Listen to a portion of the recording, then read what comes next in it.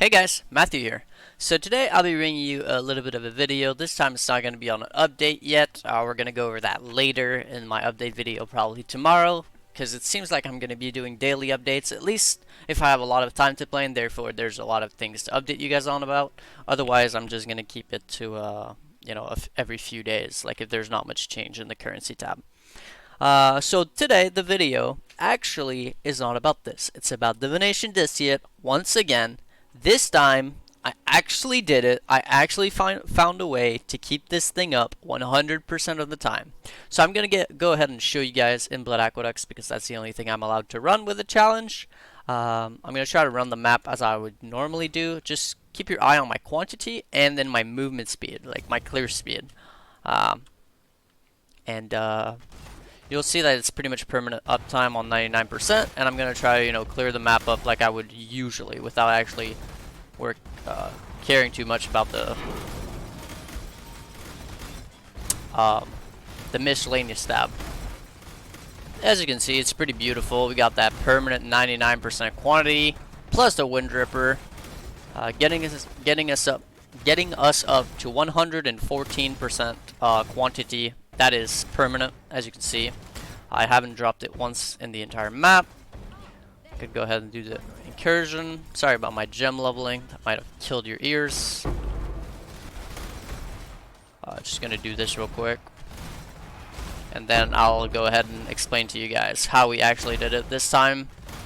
How we actually trumped the world and made it real. Alright, so that's your typical incursion loot from Blood Aqueducts, if you guys ever wondered. Let's go back here, and I'll show you guys how we reach that uptime. So as you saw, 100% uptime for the entire map, which is pretty damn GG. So how we did that? Well, it's the same thing remains. You're going to need, your Enlighten set up with your Grace and your Herald device in the same spot. What changed, though, is we're not going to be running Curse on Hit Assassin's Mark anymore. As you can see, I have 2 increased critical strikes here, and that's just because I'm leveling them. Enlighten, I don't know if you need level 4. I haven't tested with a level 3 because I don't have one, but it might. I'm not sure. Either way, you can try it. Otherwise, just get an Enlighten level 4. You're not going to need a second 6 link anymore. Just a 4 link will do just fine, so you can put this setup in your helmet, in your gloves, in your boots, wherever you feel like it. It's Enlighten, Grace, Herald device, Onslaught. So that's pretty good. So what changed on the tree? And I'll tell you guys the issues that came up and how we fixed them. So we slapped on a Fevered Mind here. So our mana cost of skills is increased by 100%, which means our tornado shot costs 120 mana, which is the same as before. What changed, as I said, is we dropped Curse on Hit Assassin's Mark, and we also dropped Lionized Fall Jewel. So as you see, I don't have Soul Raker anymore, and I do not have a Lionized Fall. I just have a random Abyss Jewel, which is really, really bad, but that's okay.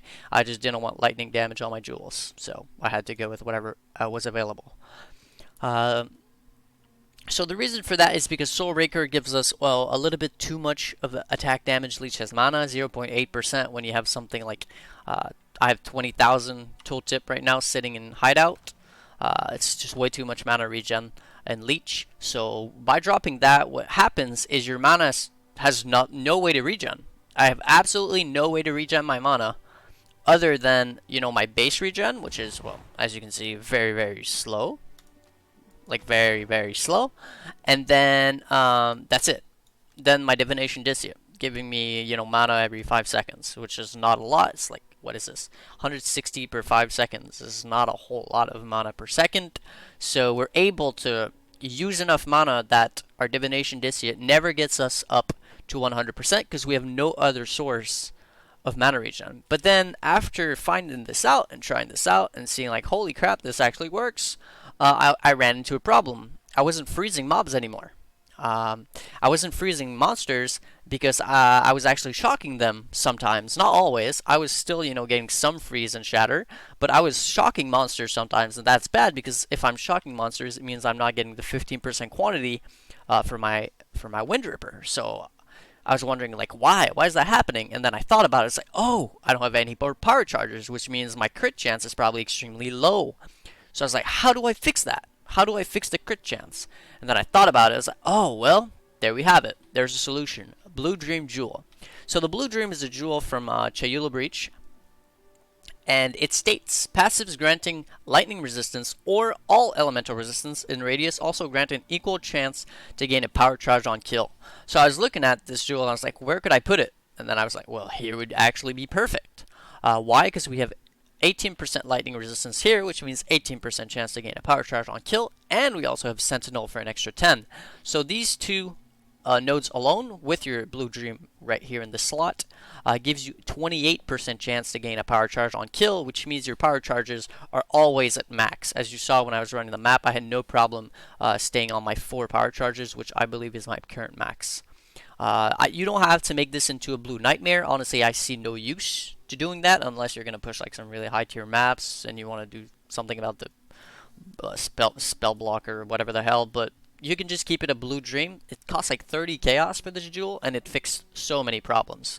So as I said, my tooltip is 20,000 currently, which isn't all that high because I did have to sacrifice, a lot of damage because, this should be an Abyss jewel. So I'm sacrificing one, then I'm sacrificing another one for my Watcher's Eye and another one for my Fevered Mind.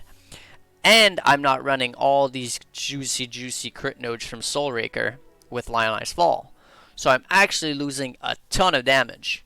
But I think if you're running up to like tier 10 maps, 20,000 tooltip is more than enough. If you're going to push in the high red tier maps, you might not want to run this setup. But if you're doing either like T3 Burials, T3 Arcades, T8 Burial, T9 Volcanoes, Shaped Channel, whatever it may be, this setup is probably your best bet when it comes to pure and raw magic find. I was so happy when I figured this whole thing out, and I figured I'd let you guys know as soon as it happened, and it just did. I was just able to fix all the remaining little issues. So for real this time, actually, Divination Distillate, 100% uptime. No kidding, no clickbait. Hope you guys enjoyed. Hope you guys are going to enjoy that juicy, 18% quantity. And I'll be sure to catch you guys in the next one. So that's going to be Matthew signing out.